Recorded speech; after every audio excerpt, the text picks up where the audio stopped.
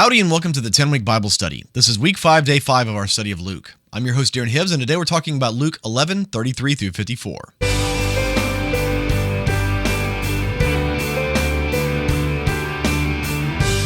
Well, welcome back to the 10-Week Bible Study. If you've been blessed by this podcast and are interested in helping with production costs, we have a Patreon page where you can join in.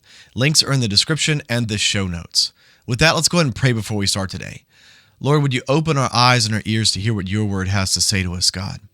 Speak to us. Fill our hearts with the knowledge of you. In Jesus' name we pray. Amen. With that, let's go ahead and jump into God's word. I'll be reading today from the NIV. This is Luke 11, starting in verse 33.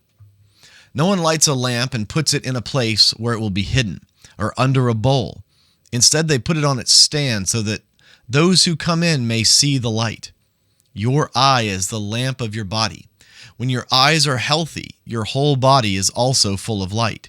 But when they are unhealthy, your body is also full of darkness. See to it then that the light within you is not darkness. Therefore, if your whole body is full of light, and no part of it is dark, it will be just as full of light as when a lamp shines its light on you. We're going to see as this passage goes on that Jesus is got a very fine point on this, but he's basically saying, be careful of what you let in. Be careful of what you see. It goes back to that old song, you teach the Sunday school kids, be careful, little eyes, what you see. We have to make sure that we are intentional with what we let in. We have to be intentional with what we let in. I believe that's why it is so important to fill our minds with the Word of God, to read over and over, to fill our hearts, our minds with vast quantities of Scripture. I encourage you to read, because the more good things that you let in, the more often you let in the light, the harder it is. Doesn't make it impossible, but the harder it is to let in the darkness. So we've got to fill our minds with the Word of God. Verse 37.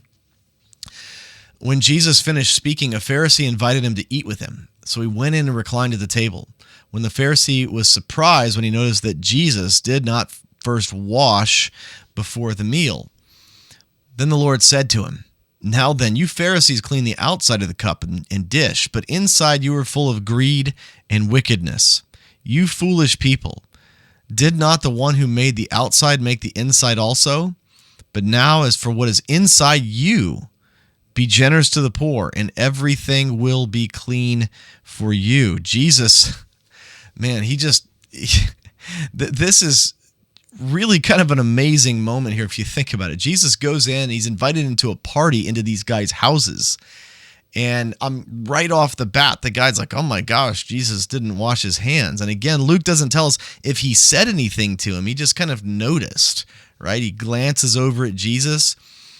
And Luke almost gives us the impression that the guy didn't say anything, that Jesus just hears his thoughts. And then Jesus responds to his thoughts. And what's about to unfold here in this passage is Jesus invited to a party where all of the attendants, he's going to insult them really bad with no mercy and no remorse. Like, Jesus is going to go after them. And so here he tells him, like, if the cup here that you're talking about washing, and he's making this metaphor of the cup to the body, right? This is like, you clean the outside of the cup, but that's not the part you drink from. You don't drink from the outside of the cup, you drink from the inside of the cup. He's like, don't worry so much about washing your hands if the inside of you is full of is dirty, is nasty and disgusting. That's exactly what he's saying. He's saying, you guys, like, you have not washed the inside. You are full of greed and malice and deceit. I mean, all of these things. I mean, he's just going right after them. This is remarkable what Jesus says here to these guys. Let's continue on. Verse 42. Woe to you Pharisees, because you give God a tenth of your mint, rue, and all other kinds of garden herbs, but you neglect justice and the love of God. You should have practiced the latter without leaving the former undone.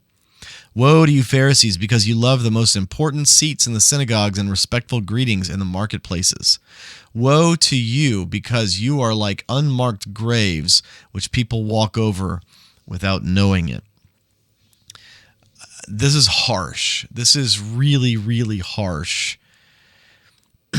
But I mean, Jesus is really going after them. And one of the things about the Pharisees, it can be easy to superimpose kind of the bad people in our life onto the Pharisees.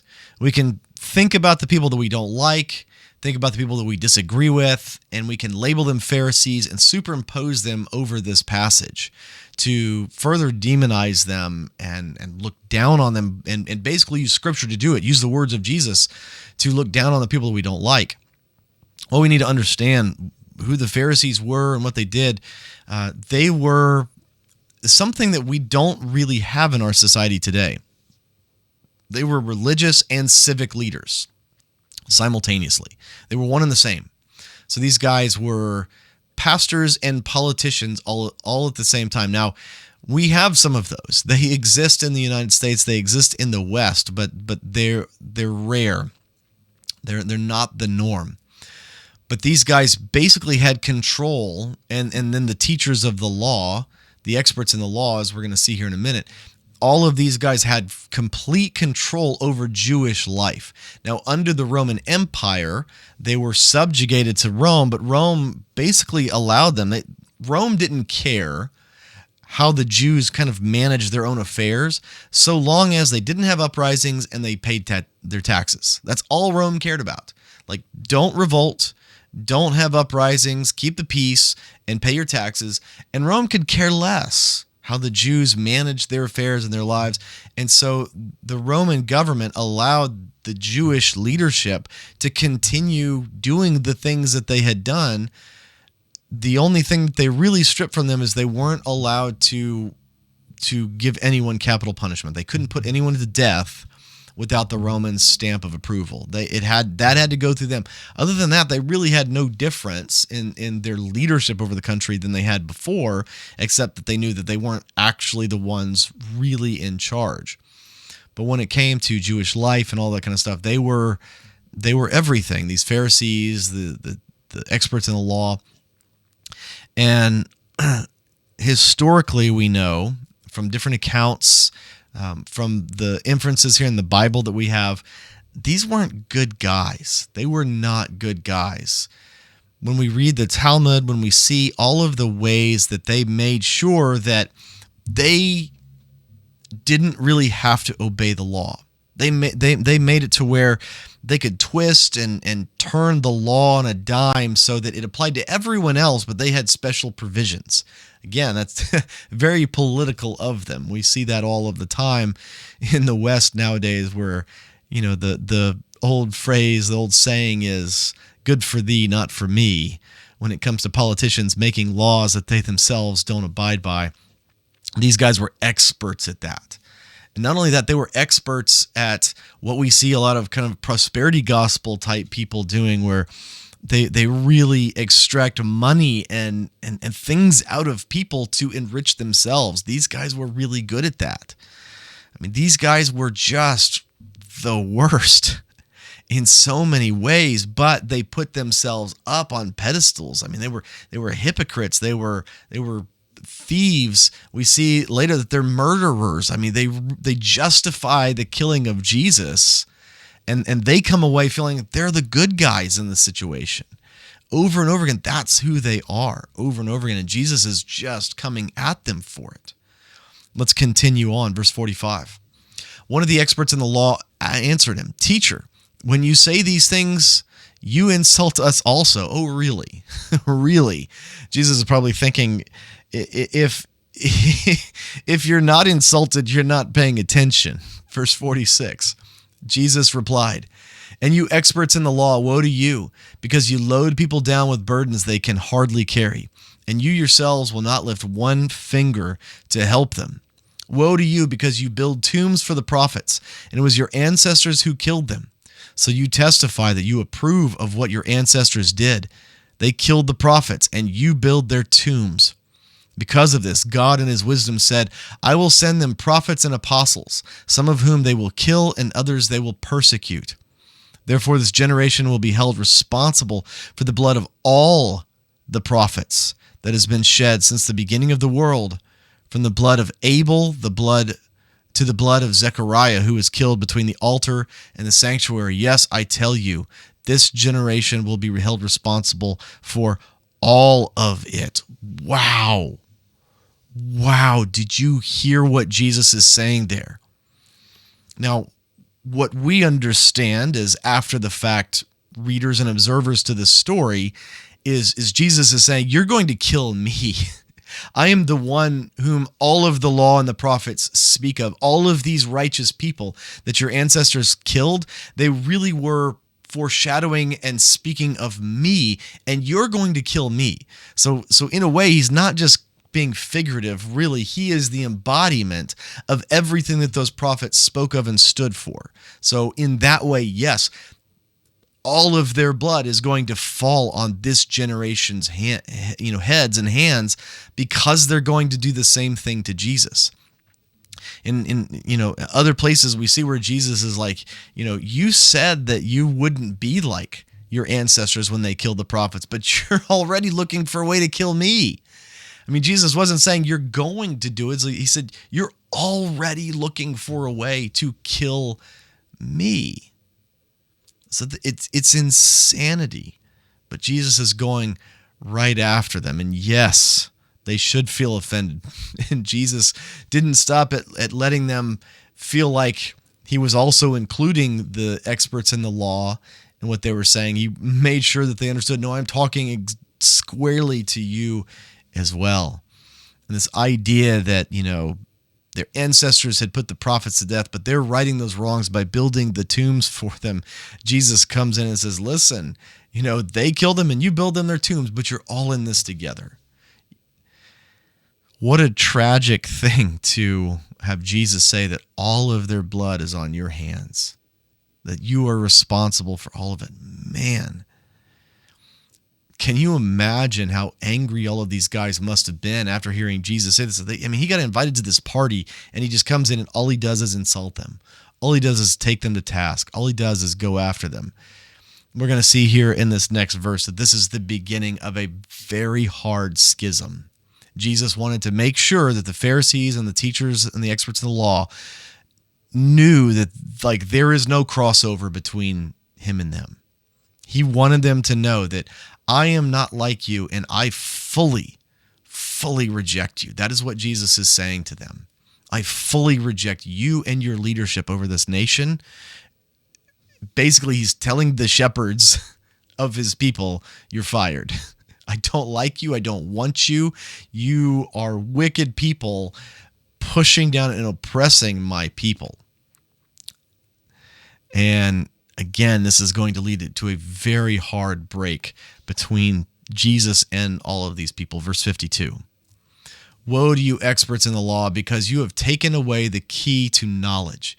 You yourselves have not entered, and you have hindered those who were entering.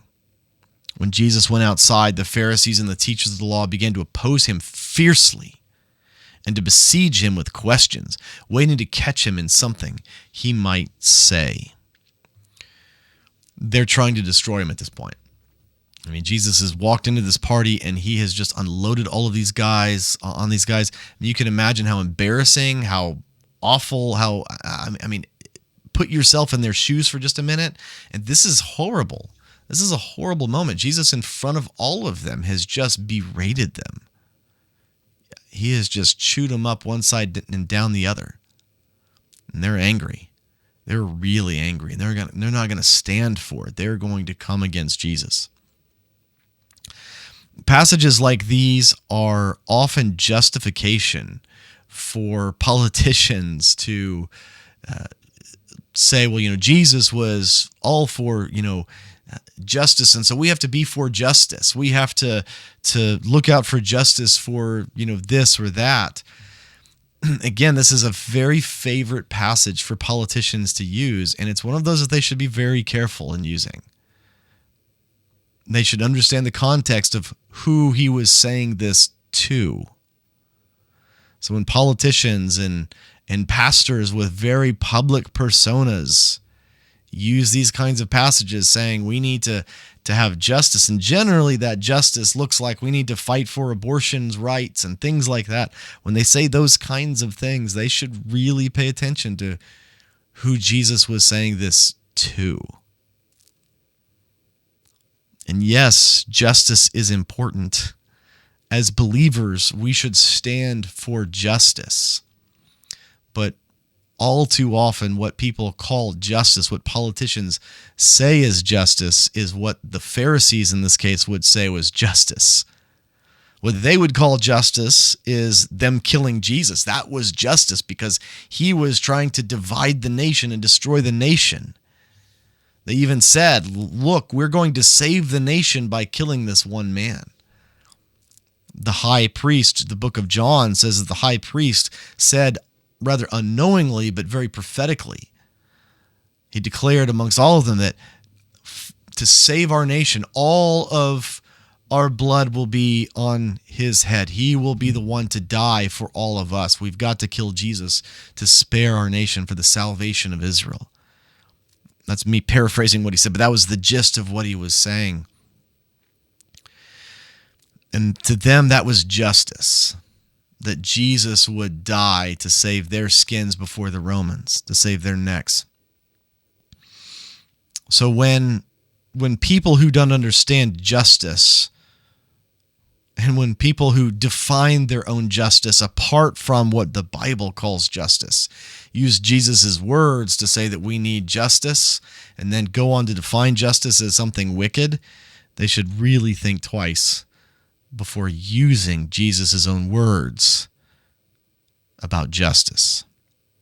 And we should be careful as well. Again, this is not one of those places where we superimpose every single person that we don't like or that we disagree with onto the Pharisees. But it's one of those things where we should always ask ourselves the question, in what way am I like the Pharisees? We always want to think, well, we're on Jesus' side and we're with him without giving any consideration to, but wait a second, do I act like the Pharisees? Because I definitely don't want to inherit all these woes. When Jesus says woe, that's a big deal. And I don't want to be counted in that camp. I don't want anyone I know to be counted in that camp, but I definitely don't want myself to be counted in that camp. And so these passages take and require careful reflection of ourselves that we don't do the same things. For the 10-week Bible study, I'm your host, Darren Hibbs, and I can't wait to see you next time.